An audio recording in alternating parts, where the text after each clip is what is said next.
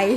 Adu keahlian AI. memakai AI. Jadi saya jadi kepikiran kalau internet mati dalam satu hari dan semuanya sedang berdiskusi, nah apa hasilnya gitu kan? Akhirnya kan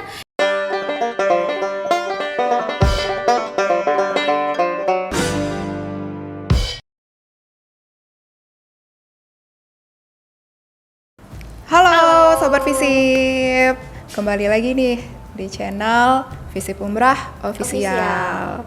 Di sini udah ada kita berdua nih, dengan saya Hairi Rahmi, dosen ilmu pemerintahan. saya Rizky Okta Putri Karin, saya juga dosen ilmu pemerintahan. Oke, di sini hari ini kita mau bahas apa nih, ngobrol-ngobrol sedikit. Apa ini yang mau kita obrolin Bu Rizky? Sedikit aja. Sedikit boleh ya? aja. Oke, hari ini kita mau cerita soal AI mungkin ya. AI di ranah akademis gitu ya. Ya, ini sedang tren ya. Jadi sebenarnya teman-teman Visip,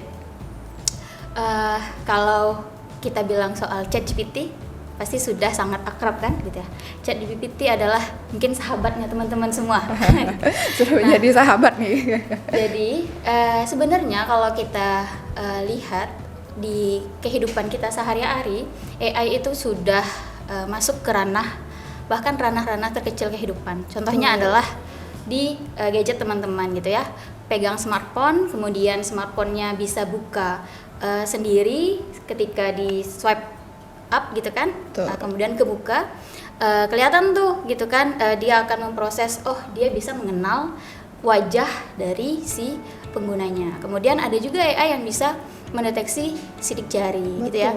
Kemudian Bu Rahmi, ada juga AI yang dia bisa mendeteksi wajah kita terus untuk keperluan apa, misalnya keperluan keuangan, contohnya di m-banking ya kan. Kita nggak perlu lagi masukin password gitu kan. Karena dia sudah mengenal fitur wajah kita secara keseluruhan. Berbahaya nggak sih sebenarnya gitu ya? Di satu sisi berbahaya, ada bahayanya gitu ya, karena ini teknologi. Di satu sisi tentu dia juga punya manfaat yang banyak. Nah, hari ini kita kan akan membahas AI di ranah akademik. Jadi pas ngelihat props ini saya kepikiran gitu, ada AI yang bisa bikin musik. Nah, tahu kan? Iya. Nah, ada AI yang kita bukan musisi nih, gitu kan? Tapi kita pengen bikin musik, bikin lagu, bikin lirik. Kita bisa tinggal ngetikin kira-kira keyword-keywordnya apa gitu yang kan? kita mau lagunya gitu, genrenya gemoy gitu. Kemudian gitu keluar musik, bisa keluar langsung lirik gitu kan? Ada demonya gitu lagunya. Artinya dia sudah masuk ke berbagai lini, ke berbagai sektor kehidupan kita. Maka ketika kita memutuskan untuk menolaknya, tentu primitif ya rasanya gitu ya. Sementara dunia kita ini secara global pun sudah menggunakannya gitu. Tidak cuma di ranah, tadi kita udah ngomongin soal handphone. Lalu misalnya Bu Rahmi bingung nih gitu ya, mau pergi ke nyari tempat mana nih, tempat wisata yang enak untuk sore-sore hari di Tanjung Pinang. Tinggal ketik, tinggal cari di Google Maps gitu kan. Kemudian dia akan memberikan sebentuk rekomendasi beserta arah rutenya gimana. Bahkan budgetnya semuanya juga udah bisa dirincikan secara dan itu detail. Bisa dikerjakan oleh AI gitu ya. Itulah bagaimana AI itu sudah masuk ke ranah terkecil bahkan di kehidupan kita. Nah, kali ini kita akan bahas AI itu untuk dunia akademis ya Bu Rahmi. Jadi gimana nih? Kalau saya bilang ChatGPT gitu, lalu saya bilang Perplexity gitu, lalu open knowledge gitu, saya bilang Genie AI, saya bilang Gamma gitu kan, itu sepertinya sudah sangat akrab sekali pasti gitu ya untuk teman-teman mahasiswa, teman-teman khususnya di Visip Umrah juga pasti udah nggak asing gitu kan dengan AI yang sudah saya sebutkan. Nah, prinsipnya adalah AI ini gitu sebenarnya kalau untuk dunia akademis, AI ini seharusnya menjadi alat, menjadi tools saja gitu kan. Nah, sebenarnya boleh nggak sih AI ini digunakan gitu Bu? Balik lagi ke prinsipnya bahwa kalau kita sangat menolak dan menutup diri, artinya tentu kita primitif kan gitu. Benar, karena ada beberapa pengajar atau pendosen nih ya yang sangat menganjurkan dengan keras jangan pakai ChatGPT, referensi tidak boleh dari ChatGPT. Nah, itu benar sebenarnya. Iya. Tapi tentu ada etika dalam penggunaan AI gitu ya, ChatGPT. Jadi AI yang dia berguna untuk mencari data gitu ya, melakukan riset itu ada dua. Ada AI yang dia bisa kasih sumber, ada AI yang dia tidak kasih sumber. Yang nggak kasih sumber biasanya adalah ChatGPT. Yang kasih sumber contohnya tadi Perplexity, lalu contohnya apa tadi open knowledge gitu ya. Nah, balik lagi ke prinsipnya bahwa AI itu seharusnya digunakan sebagai alat bantu saja, sebagai teman riset saja. Contohnya, saya sedang ingin meriset soal pasar. Kenapa sih di Tanjung Pinang gitu ya khususnya gitu. Padahal ini kan di Indonesia sudah umum. Pasar modern itu cenderung gagal gitu kan, kegagalan modernisasi gitu kan. Lalu saya bingung mau kira-kira bagusnya apanya nih yang diteliti Bu Rahmi gitu ya, apakah regulasinya, praktiknya kah, sasarannya atau apa. Nah, saya diskusi sama Bu Rahmi, tapi idenya tetap dari saya gitu. Tapi kan Bu Rahmi bisa kasih, oh kayaknya bagus di bagian regulasi nih gitu kan, atau bagus nih Bu Kiki mau lihat implementasinya langsung di pasar di Tanjung Pinang, di pasar mana? Di pasar Sejati yang baru mau buka itu ya. Nah, di pasar Sejati, di pasar Cipuan juga ada kan. Cipuan, nah, itu contohnya gitu kan. Maka dia berfungsi sebagai teman kita melakukan riset. Hanya sebagai teman, bukan dia nih yang jadi yang membuat. Dia yang menjadi preferensi utama. Betul. Gitu. Saya selalu menegaskan itu. Ketika kita merasa kehilangan ide, ini mau dibawa kemana nih ya penelitian saya, jadikan dia sebagai teman riset, tapi tidak boleh menjadikan dia sebagai alat untuk mencari referensi utama. Contohnya kita mau cari data soal kemiskinan di Daik Lingga, terus kita pakai ChatGPT, gitu ya. ChatGPT sendiri dia punya bias, dia tidak bisa dia tidak akan bisa sampai detail ke ranah konteks lokal AI itu gitu. Akhirnya apa yang teman-teman dapatkan? Yang teman-teman dapatkan hanya jawaban-jawaban yang sifatnya general gitu, generik gitu. Yang menjawab adalah bahasanya sangat robotik, benar kan gitu. Iya. Nah, maka sangat AI kaku sekali gitu, dan sangat terlihat. Dosen-dosennya teman-teman ya, ini FYI ya teman-teman, dosen-dosennya yang sudah biasa membaca tulisan kalian gitu ya, ketika kalian menggunakan ChatGPT karena sudah sangat terbiasa sekali membaca itu, karena sudah banyak sekali praktiknya, dosen-dosennya menjadi tahu polanya gimana gitu, pola tulisan-tulisan yang menggunakan AI itu sendiri. Maka kita tarik lagi, prinsipnya penggunaan AI itu adalah hanya untuk sebagai teman riset, asisten riset gitu ya. Kalian butuh apa gitu. Kemudian kalau kita melihat menggunakan kacamata yang lebih jauh gitu ya, eagle eyes, kita melihat menggunakan kacamata lebih jauh. Pendidikan itu kan tujuannya adalah untuk membangun peradaban dan bangsa gitu. Ketika kita terbiasa, teman-teman ketika terbiasa menggunakan AI, maka apakah memang peradaban itu yang ingin kita wujudkan gitu? Apakah kita ingin peradaban kita serba instan? Dulu kalau pengalaman saya nih ya, kalau misalnya ada tugas hari Jumat, ada tugasnya kan, hari Jumat ada tugas, kemudian belum selesai nih, kita akan pakai sistem kebut semalam atau SKS. Tapi zaman sekarang tugasnya jam 8 pagi, dia bangun jam 7, dia ngerjain 15 menit, 30 menit. Oh, nggak nyampe, kelamaan 15 menit. Selesai sama AI gitu. Nah, iya. Maka kalau yang saya lihat tidak terasa perasaan meriset gitu ya. Nah, Bu Rahmi dulu di zaman kita kuliah gitu ya, S1. Bu Rahmi angkatan berapa sih? Ya sekitaran 2002. Oh, kelamaan, kejauhan enggak ya? 2013 ke atas. Nah, saya lebih lama lagi gitu kan. Ke bawah, 2013 ke bawah berarti ya. Oke. Ke bawah gitu kan. Jadi tahu ya. Tebak nggak sendiri umurnya berapa kan? Tua banget. Nah, terus zaman itu kita kalau dikasih tugas seminggu, kita memang akan mengerjakannya H-1. H-2 itu udah bagus kan? Ya, gitu. SKS ya. SKS sistem kebut semalam kan, kita ngerjakannya itu di malam hari gitu kan, full misalnya di malam hari, dikumpulin jam 8, selesai tuh paginya ngeprint gitu kan. Nah, kalau anak-anak sekarang enggak. Nah, tugas dikumpulin jam 8 ya kan, terus bangun jam 7 pagi. Nah, jam 7 pagi 15 menit aja Kelamaan. Berapa menit dong? 5 menit udah selesai, saya yakin. Review dari pengguna. Nah, itulah tadi yang saya ceritakan, bentuk instannya. Jadi tidak terasa gitu. Keasikan, Asik. keasikan melakukan riset, melakukan Kita tidak merasakan prosesnya ya. betul.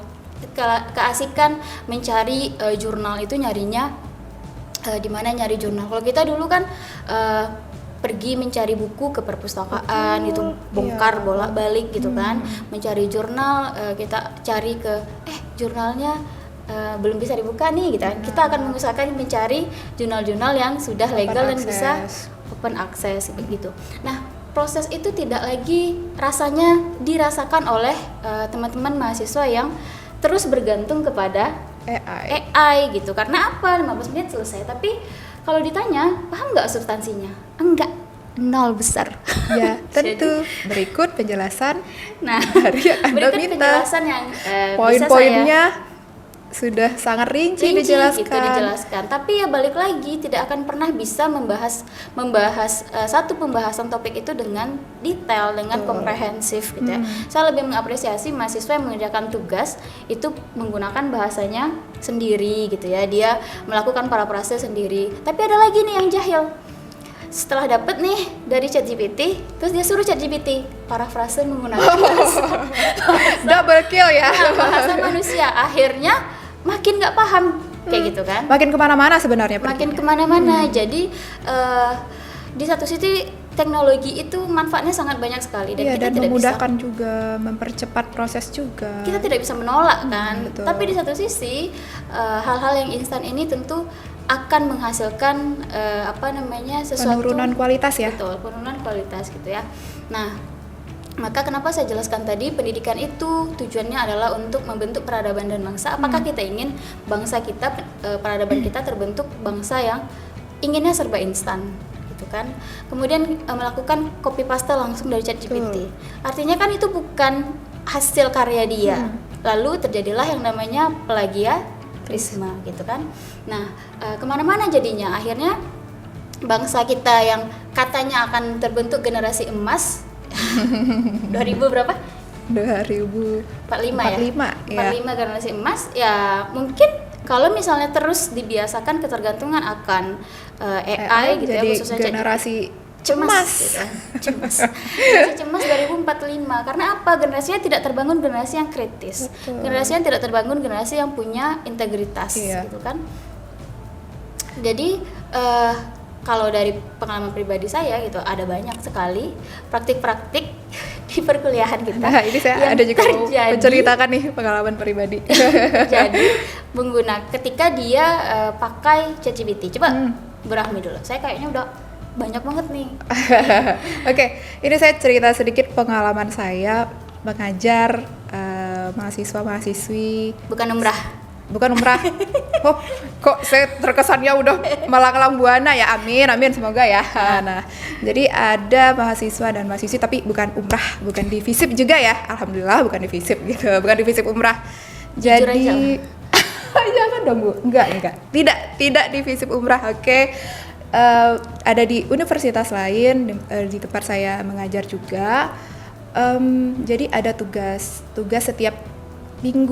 setiap minggu itu ada tugas. Sebenarnya hanya diskusi dan juga ada satu tugas tambahan berupa esai. Nah itu kan nanti ada ditanya misalnya terkait dengan bagaimana sih sistem demokrasi di suatu negara, bagaimana implementasi atau praktiknya di Indonesia, di daerah kita. Nah itu pada suatu hari adalah tugas minggu kedua. Nah saya kaget waktu sudah deadline pengumpulan tugas. Saya cek satu-satu. Oke, mahasiswa ke 1, 2, 3, 4, 5 oke nih. Tiba-tiba ada satu yang membuat saya sangat terkaget dan speechless, tidak bisa berkata-kata ya. Dia langsung kan ini formatnya ini ya dalam bentuk file dikirimkan soft file ya. Lalu di submit di e-learning gitu ya. Nah, oke, yang lainnya filenya PDF, Word gitu boleh. Tapi ada satu mengirimkan dengan file JPG. Loh, Isinya tulisan dia. isinya adalah obrolan dia dengan ChatGPT. Wah, soalnya itu memang soal yang soal di tugas itu. Dia tanyakan bagaimana misalnya ya, bagaimana sistem pemerintahan di negara XXX. Nah, itu Keluar tuh. dijelaskan secara rinci dan detail oleh ChatGPT. ChatGPT. Itu yang dia kirimkan dan submit di e-learningnya. Nah, Wah, keterlaluan. Itu sudah sangat melanggar etika akademik. Saya speechless. jadi Saya bingung harus memberikan nilai dia apa. terus itu nilainya apa? Hah? Nilainya apa? 0. Tentu saja 0. Jadi kalau kita lihat contoh begitu, Hmm? kemudian dia nge-screenshot gitu ya, dia mungkin merasa dia punya effort gitu. Aku udah nge-screenshot gitu kan. Tidak ada Enggak, effort, tapi ketika teman-teman. kita tanya, tahu nggak hasilnya apa? Enggak pasti. Nggak tahu. Saya berani bertaruh enggak gitu. Pasti 0 besar. Nah, itu terjadi ini saya spesifik ngomongin di Visip Umrah ya. Itu terjadi ketika mahasiswa presentasi juga. Presentasi sudahlah bahan pemaparannya sumbernya dari ChatGPT, PPT-nya dari yang buat AI. bukan dia, Gama yang buat. Aduh. Oke, saya lihat nih kan, saya lihat dulu terus sumbernya dari ChatGPT, kita tahu polanya, kita tahu bahasanya dari ChatGPT. Kemudian ketika diskusi, temennya yang bertanya minta rekomendasi pertanyaan dari ChatGPT, lalu yang membalas juga yang membalas diskusi Kelompok penyajinya. penyaji juga memberikan respon dari ChatGPT. Jadi akhirnya di setelah kelas saya bilang kalau gitu saya bilang kan kalau gitu ya percuma aja, mendingan yang belajar di kelasnya robot gitu. Benar nggak? Benar. Diskusi itu kan momennya kayak gini gitu kan, maksudnya adalah kita kan diskusi nih ada timbal balik, ada tektokannya yang enak gitu kan, bukan yang dia kasih pertanyaan dia presentasi pegang handphone, lalu si penanya bertanya pakai handphone, dia yang jawab pun dia pending dulu, dan dia jawab pakai handphone. Terus kita ngapain di kelas ini gitu kan? Nah, itu Adu AI, adu keahlian AI. memakai AI. Jadi saya jadi kepikiran kalau internet mati dalam satu hari dan semuanya sedang berdiskusi, nah apa hasilnya gitu kan? Akhirnya kan yang terbentuk adalah generasi kita yang suka copy paste. Copy paste itu kan seperti yang kita bahas tadi adalah tindakan plagiarisme. Gak tahu sumbernya dari mana. Dan satu lagi ChatGPT itu dia sangat bias sekali Bu Rahmi, gitu ya. Karena apa? Karena dia bersifat dia algoritma, dia mengumpulkan sumber dari berbagai sumber yang kita tidak tahu apakah itu kredibel atau tidak. Maka teman-teman kalau dari saya gitu ya, bijak-bijaklah menggunakan AI itu sendiri gitu ya. Jadi agar apa? Agar terus tumbuh rasa kritis dan perasaan ingin terus menganalisis hal-hal yang sifatnya penting untuk kehidupan kita di dunia pendidikan gitu. Betul. Lalu kita juga menyadari bahwa sebenarnya AI ini sangat memudahkan apapun yang ingin kita lakukan. Kalau di konteks ini kan dalam dunia pendidikan, dalam proses pembelajaran. Nah, jadi di sini saya ingin bertanya satu lagi, Bu Rizky. Apakah nanti di masa depan dosen ini posisinya bisa digantikan oleh AI? Dosen, guru gitu ya, atas nama pendidik gitu ya. Kalaulah sarjana kita tujuan akhirnya outputnya hanya sertifikat, hanya gelar saja gitu ya. Gampang sekali rasanya gitu kan. Sertifikat bisa dibeli gitu ya. Gelar juga ya sudah menjadi rahasia umum lah gitu. Tapi pembentukan karakter, pembentukan rasa kritis, pola pikir, integritas, rasa tanggung jawab dan disiplin itulah yang diajarkan di dunia pendidikan ini gitu ya, dan tidak akan bisa dialihkan dan tidak akan bisa digantikan oleh teknologi AI itu sendiri kalau menurut saya Bu Rahmi. Jadi kita harus di atas AI itu sendiri. Karena apa? Karena dia pun kecerdasan buatan. Gitu. Yang bikin siapa? Kita. Nah, jangan itu. sampai kita yang malah tergantung sama itu. Maka masih banyak sekali lini-lini profesi-profesi di kehidupan kita yang tidak akan bisa digantikan oleh AI. Termasuk dosen, pengajar, pendidik di khususnya di dunia pendidikan. Betul. Karena selamanya AI tidak akan punya perasaan. Nah, itu dia kata kuncinya. Selamanya AI tidak akan punya perasaan seperti manusia. Oke. Jangan tutup. Oke. Nah, tadi cukup panjang lebar ya penjelasan dari Bu Rizky terkait dengan AI dan penggunaannya sebaiknya bagaimana di dunia akademik. Nah, terima kasih Bu Rizky sudah memberikan banyak Kita diskusi aja. Nah, oke. Mungkin kapan-kapan kita ngobrol lagi ya Bu ya, Iya, terkait dengan updatean tentang penggunaan AI dan Atau bagaimana kita bisa praktiknya. sharing Nah, iya. yang bisa bikin rumah mungkin ya. Iya, oke. Sampai jumpa di Lain video-video kesempatan. selanjutnya. Tetap stay tune di Visip Umrah Official. Assalamualaikum warahmatullahi wabarakatuh.